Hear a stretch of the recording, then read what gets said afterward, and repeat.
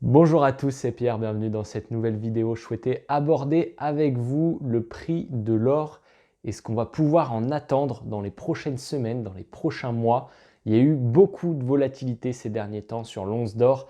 Alors qu'est-ce qu'on peut en penser par rapport au bazooka monétaire que à la fois la Banque centrale européenne et aussi la Banque centrale américaine nous ont sorti très récemment?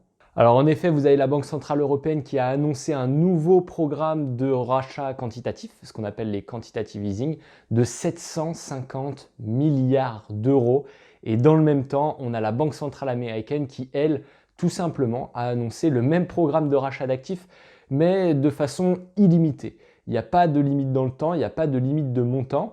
Et on a aussi une action de la Banque centrale américaine qui vient sur la dette d'entreprises et aussi sur la dette des particuliers, donc les fameux MBS, les Mortgage Backed Securities, qui avaient fait grandement parler d'eux en 2008. C'est exactement là-dessus que la Banque centrale américaine souhaite agir également. Donc beaucoup de nouveautés de la part des banques centrales, mais pas seulement, des nouveautés aussi chez les États, où on voit les États-Unis qui s'apprêtent à lancer un programme de 200 milliards de dollars à destination essentiellement des familles pour leur redonner du pouvoir d'achat en leur envoyant tout simplement de l'argent. Donc ça concernerait toutes les familles aux États-Unis qui gagnent moins de 100 000 dollars par an, donc un grand nombre de familles tout de même. Et là, le but, c'est vraiment d'aller renforcer la consommation des Américains dans ce contexte de crise économique que l'on a maintenant depuis quelques semaines. Donc toutes ces nouveautés, le marché, on voit qu'il a du mal à les assimiler, il a du mal à en tirer une conclusion et c'est pour ça qu'on a une volatilité qui est juste historiquement élevée actuellement sur les marchés, où on voit à la fois des chutes et des rebonds qui sont extrêmement marqués et globalement dans l'histoire, on a très rarement vu ça, que ce soit aux États-Unis ou en Europe. Et même chose sur l'or également qui fait du yo-yo en ce moment, où on a énormément de variations, tout comme on en avait eu aussi en 2008. Donc pour l'instant, on est à peu près sur la même lancée concernant le marché de l'or, c'est-à-dire qu'en 2008, l'once d'or avait perdu 20% en parallèle en fait de la chute des marchés financiers. Et aujourd'hui, on est dans une situation un petit peu similaire parce que depuis le début du mois de mars, l'once d'or a perdu entre le point haut et le point bas du mois de mars environ 15%. Donc une variation qui est assez semblable. Alors je sais que ça suscite quand même pas mal de questions chez les investisseurs. Pourquoi est-ce que l'or baisse alors qu'on a une crise économique qui est en train actuellement d'avoir lieu? Les tensions sont très fortes sur les marchés financiers et pourtant l'actif par excellence refuge ne joue pas son rôle et on a une chute dans un premier temps de l'once d'or. Alors j'avais fait déjà une vidéo sur le sujet que vous pouvez retrouver juste ici, mais très globalement et très rapidement, c'est parce que les investisseurs s'en servent en fait comme une espèce de tirelire où ils viennent éponger les pertes qu'ils font sur le marché des actions avec leurs gains qu'ils ont réalisés sur le marché de l'or. Donc ils ont tendance à aller vendre l'or pour couvrir en fait leurs profits sur les actions. Il y a un autre élément aussi qui justifie le fait que l'or a chuté à la fois en 2008 et à la fois sur les dernières séances, c'est parce que les perspectives d'inflation sont fortement réduites dans le cas de crise financière ou de crise économique. En effet, vous le savez, l'or, c'est la valeur refuge par excellence contre l'inflation. Si on pense que l'économie va chuter, que les salaires vont être moins importants, que la consommation va être moins importante, qu'il y ait moins d'argent qui va circuler dans l'économie, ça veut dire moins d'inflation et donc moins de nécessité d'avoir recours à des actifs qui sont déflationnistes comme l'or par exemple. Maintenant qu'on a vu les raisons qui justifient de la baisse de l'or dans un premier temps lorsque on a un crack en fait sur les actions, il est maintenant temps de s'intéresser aux raisons qui pourraient favoriser la reprise de l'once d'or, puisque effectivement, sur les 3 dernières séances, au moment où j'enregistre cette vidéo, l'once d'or a progressé de 12%. Donc une vraie remontada de l'once d'or en ce moment. À mon sens, c'est vraiment important de savoir si on n'a pas fait le point bas il y a quelques temps sur l'or, puisque en 2008, lorsque l'or avait chuté également, entre le point bas de cette année 2008 qui avait eu lieu en octobre et les 3 années qui ont suivi, on a eu une progression de 180% de l'once d'or. Donc en fait, l'once, elle avait joué son rôle de valeur refuge plutôt dans un second temps. Et aujourd'hui, est-ce qu'on ne serait pas justement dans ce second temps qui justifierait une reprise haussière du prix de l'or? Il y a plusieurs éléments que je souhaitais mettre en avant pour peut-être justifier de la reprise haussière de cette once d'or. Le principal vraiment, c'est l'inflation. C'est ça qu'on va regarder puisque on sait que l'or réagit avant tout aux perspectives d'inflation. Et ces perspectives, elles ont beaucoup changé chez les investisseurs ces derniers jours. Pourquoi? Parce qu'il y a quelques semaines, les investisseurs se disaient qu'effectivement on était dans cette crise économique, qu'il y allait avoir moins de consommation, moins de salaire, moins de redistribution, etc. Vous connaissez le principe, donc moins d'inflation. Donc on va avoir tendance à vendre notre or qui est du coup beaucoup moins pertinente. Pour autant, avec les bazookas monétaires que nous lance la Banque Centrale Européenne, la Banque Centrale Américaine en ce moment et les relances étatiques qui sont faites, les perspectives des investisseurs, elles ont beaucoup changé. Et ils se disent qu'on va pouvoir retrouver une inflation beaucoup plus soutenue que ce qui était envisagé il y a quelques semaines. Alors à partir de ce moment-là, je sais ce que vous allez pouvoir me dire. Aux États-Unis surtout, le marché de l'emploi est très cyclique. Donc forcément, quand on s'oriente vers une crise économique, il y a moins d'emplois, il y a moins de richesses, il y a moins de consommation, donc moins d'inflation. Alors pourquoi les perspectives d'inflation future viendraient à augmenter alors qu'on le voit sur le marché de l'emploi américain? C'est une catastrophe en ce moment. Sur la semaine passée, il y a eu 3,2 millions de nouveaux demandeurs d'emploi, ce qui est énorme puisque la semaine précédente, c'était 260 000. Donc on est en train d'exploser les compteurs en termes de nouveaux chômeurs en fin de compte aux États-Unis. Alors effectivement, c'est vrai, le marché de l'emploi est très cyclique aux États-Unis. Là, en ce moment, c'est vraiment catastrophique. Pour autant, ce marché de l'emploi, il pourrait aussi reprendre très rapidement, notamment par la consommation, puisqu'on sait que le PIB américain, c'est 60% de consommation interne. Aujourd'hui, les gens, ils sont confinés aussi aux États-Unis, donc ils ne consomment pas. Ils font des économies pour les gens qui continuent de percevoir un salaire, ils mettent beaucoup d'argent de côté, et ça pourrait, une fois le confinement levé, redonner un nouveau souffle en fait à cette économie américaine, par une nouvelle consommation, toute la consommation qui a été restreinte pendant des semaines, qui viendrait inonder l'économie et donc ainsi soulager le marché du chômage, si je puis dire, de manière immédiate, et qu'on ait ainsi un nombre de demandeurs d'emploi qui viennent chuter de manière drastique très rapidement et ainsi redistribuer un nouveau flot de capitaux à l'intérieur de l'économie et ainsi contribuer à l'inflation.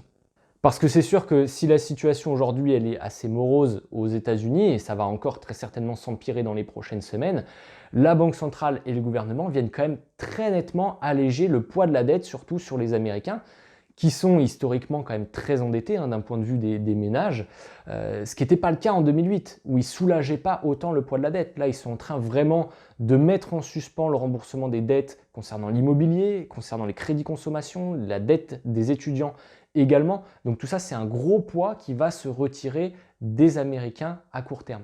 Donc comme je vous le disais, des Américains qui font des économies, alors ça marche aussi chez nous en Europe, puisque, alors encore plus en France, puisque nous on est quand même plutôt bien lotis. On voit que, en tout cas en ce qui concerne les salariés, il y a une grosse part de leur salaire qui reste assurée par l'État dans cette période de confinement, où quand même les Français dépensent beaucoup moins, c'est le cas aussi en Europe et donc aux États-Unis, où on va plutôt avoir tendance à faire des économies et à vouloir dépenser cet argent une fois le confinement levé. Même chose aussi, et là c'est une dimension plutôt psychologique, où on a un peu le syndrome du survivant une fois cette période passée, un petit peu comme à la fin de la Seconde Guerre mondiale, où ayant survécu en fait à cet environnement hostile, on a plutôt envie de célébrer tout ça, d'aller dépenser, de se sentir vivant aussi par la dépense, et ça marche beaucoup comme ça aux États-Unis. Donc dans les prochains trimestres, on a un risque de voir l'inflation vraiment se reprendre de manière très forte. Si on additionne la reprise de la consommation qui peut s'avérer assez brutale, plus les mesures de soutien à coût de trilliards de dollars des banques centrales à travers le monde.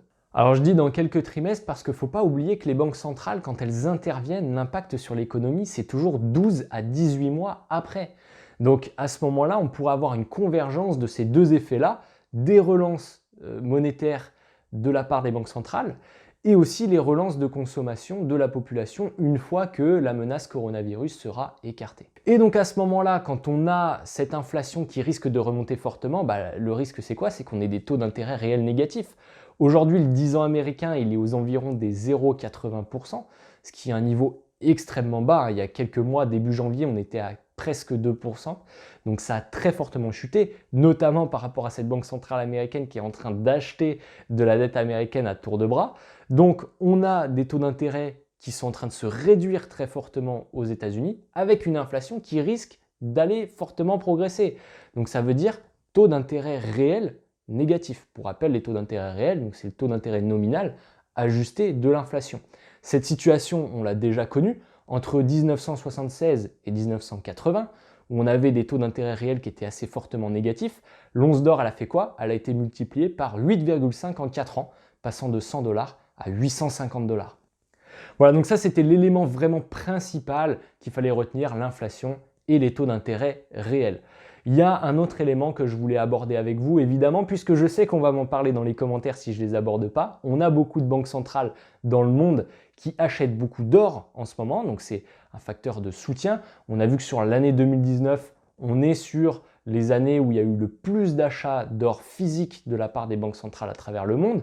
Alors c'est essentiellement la Banque centrale de Russie, de Chine, des pays assez émergents qui viennent tirer cette demande, qui cherchent en fait à dédollariser leur bilan, donc qui vendent du dollar en échange de l'or. C'est aussi une portée politique, évidemment. Il y a aussi énormément d'or papier qui est en circulation, donc ça peut être un élément à un moment donné de soutien à court terme des prix de l'or. Si jamais on avait des tensions justement sur les prix du sous-jacent, ça pourrait précipiter un petit peu les possesseurs de papier d'or à aller faire exercer leur droit à avoir l'or physique. Mais évidemment, l'or physique, on sait que la quantité, elle est limitée, alors que les dérivés, eux, sont illimités. Il suffit d'imprimer un dérivé et de le vendre à quelqu'un. À partir du moment où, quand je suis vendeur, j'accepte en fait le risque de devoir livrer à un moment donné l'or. À partir du moment où le risque ne s'est pas matérialisé, j'ai pas effectivement grand risque, mais si mon acheteur il me demande à un moment donné d'être livré en or et que tous les acheteurs demandent à être livrés de cette or-là, ça peut être très problématique pour moi qui suis vendeur et à ce moment-là, qu'on ait un vrai emballement haussier sur le prix de l'or comme on l'a déjà vu sur plein de types d'actifs dans le passé, où il y a des gens qui ont vendu finalement à découvert un actif physique et à un moment donné, tout le monde se met à exercer ce droit en fait à l'accès à l'actif physique et là c'est vraiment compliqué pour les vendeurs de papier qui doivent trouver à tout prix le physique et donc les prix montent très fortement. Voilà, donc il y a aussi un élément que je souhaitais aborder avec vous concernant l'or et l'argent physique en ce moment. Il est très difficile d'en trouver, en tout cas à des prix raisonnables. Ça s'explique par le fait que la chaîne de valeur dans l'or et dans l'argent physique fonctionne quasiment tout le temps en flux tendu, puisque effectivement le stockage de l'or et de l'argent, il est coûteux, il est risqué, donc toutes les entreprises dans cette chaîne de valeur, elles ont plutôt intérêt à avoir le moins de stock possible. En ce moment, il y a beaucoup de demandes, et puis il y a très peu de vendeurs, puisque les mines, globalement, sont essentiellement à l'arrêt à travers le monde, concernant notamment le coronavirus. Donc, il y a très peu d'or et d'argent, les mines tournent au ralenti, et on a une forte demande, notamment chez les particuliers, qui cherchent à se couvrir du risque économique. Il y a beaucoup de peur et d'inquiétude en ce moment. Donc, comme en 2008, comme en 2011, on a un marché qui est asséché sur les métaux physiques. Voilà, donc c'est déjà arrivé, ça reviendra, on aura de nouveau du stock dans quelques temps. La question vraiment, c'est à quel prix on va avoir ce stock dans quelques semaines. Voilà, donc pour conclure cette vidéo, même si le prix de l'once d'or à court terme peut être victime d'une certaine volatilité, on sait qu'à moyen terme, il y a quand même pas mal de belles perspectives concernant la hausse du prix de l'or. On a effectivement les perspectives d'inflation qui sont en train de changer. Vous avez la reprise de la consommation qui va très certainement avoir lieu dans quelques trimestres et aussi le soutien de la part de ces banques centrales, des différents gouvernements, des soutiens qui sont inédits et qui sont profondément inflationnistes. Donc tout ça, ça va engendrer très certainement des taux d'intérêt réels négatifs, comme on avait eu à la fin des années 70, ce qui avait engendré à l'époque une forte progression de l'or, puisqu'on le sait, l'or, c'est l'actif déflationniste par excellence qui va venir nous protéger contre cette inflation, contre ces taux d'intérêt négatifs.